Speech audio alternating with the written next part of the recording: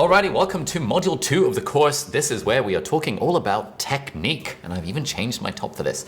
This is basically we're going to talk about various different things that you can do in terms of the physical technique in order to get more comfortable and more confident on camera. So yeah, let's just go for it. All right, so technique number 1 is honestly just to really get your reps in. Now I want to show you kind of before and after, me and a couple of other YouTubers that I look up to in terms of camera presence and confidence, to show you what like the before and after looked like when we just got started and when we were actually good at the thing. Hey guys, as you may know, I purchased a new laptop cooler for my new laptop.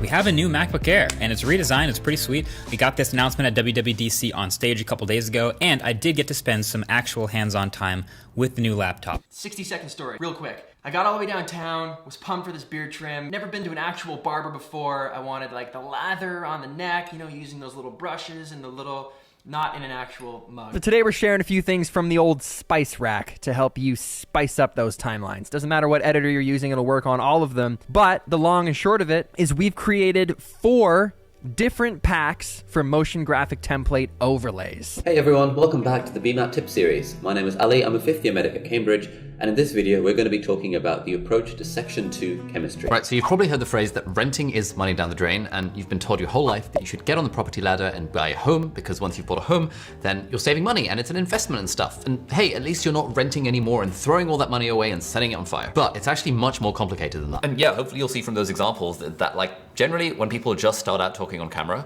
they do it really badly, and they just get way better at the thing over time as they just get their reps more and more in. The more you film yourself, the more you send video messages to your friends, the more you make videos, the more you film vlogs, even if you're not uploading them anywhere, the more comfortable you will get talking to a camera and recognizing that it's actually not that big a deal. And it's not just that you get more practice, it's also that you become way more comfortable seeing and hearing yourself on camera, and psychologists call this the mere exposure effect. And you've probably noticed this when it comes to music, that the first time you hear a song, you don't necessarily vibe with it, but if you hear a song enough times, you really start to like it. And this is the idea of the mere exposure effect in action. The more familiar we are with something, the more we like the thing, and the more we like doing the thing. So as you get more and more familiar with being on camera, the more you will like yourself on camera, because you'll think, oh, I actually don't sound too bad. And the more you'll actually like the process of being on camera, because you'll think, oh, this thing is actually quite fun.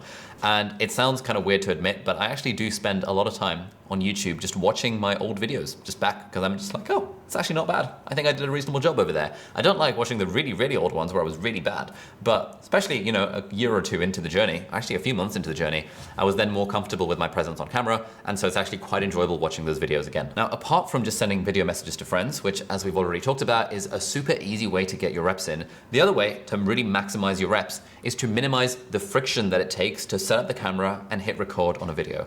Again, there are hundreds of people we've had across our YouTuber Academy who have been complete beginners, and the ones who have succeeded, or who have succeeded at getting started on YouTube and gone over that hurdle of talking on camera, are the ones who have not been precious about the camera and the gear and the lighting and all of that other crap. The more you worry about production value, the more you worry about gear, the less likely you are to actually film anything. And the less likely you are to film something, the more the friction there is, and therefore you're just not going to get your reps in. Whereas if, for example, you can just lower the friction, just get a simple tripod, film with your phone, just have it set up at all times. Don't be so precious about having the perfect camera, perfect lens, perfect lighting, perfect conditions. It's like the people that just kind of do the thing get in way more reps than the people that wait for the conditions to be perfect.